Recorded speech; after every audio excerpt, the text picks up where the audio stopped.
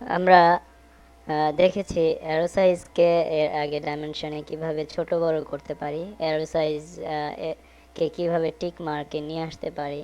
আমরা এখন দেখব ডাইমেনশন লাইনের এক্সটেনশন যে লাইনগুলি আমরা যখন কাজ করতে যাই, এক্সটেনশন লাইন নির্দিষ্ট যে বিন্দুতে আমরা সিলেক্ট করি ডিস্টেন্স মাপতে চাই, তার যে একটা দূরত্বে সে লাইনটা রাখতে হয়।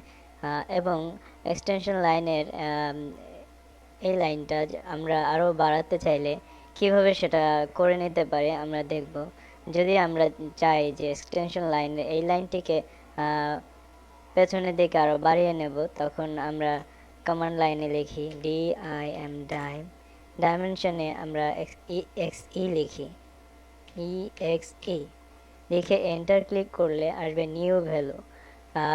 এখানে আমরা লিখব 2, লিখে এন্টার ক্লিক করব।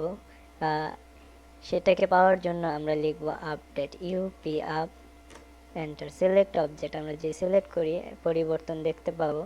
আমরা এক্সটেনশন লাইনকে পেছনের দিকে বাড়িয়ে নিতে পেরে। আমরা যখন ডাইমেনশন লাইন দিতে গিয়ে দেখি যে নির্দিষ্ট অবজেক্ট থেকে কিছুটা দূরত্বে গিয়ে ডাইমেনশন এক্সটেনশন লাইন আমরা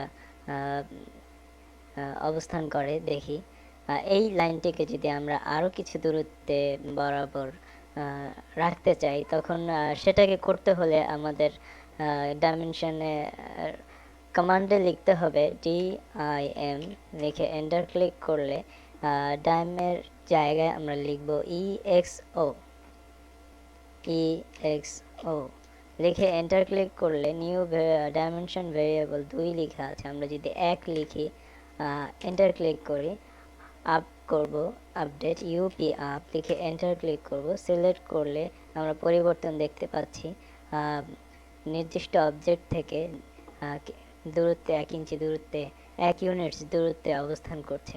এভাবে আমরা ডাইমেনশন লাইনকে সাজিয়ে নিতে পারি।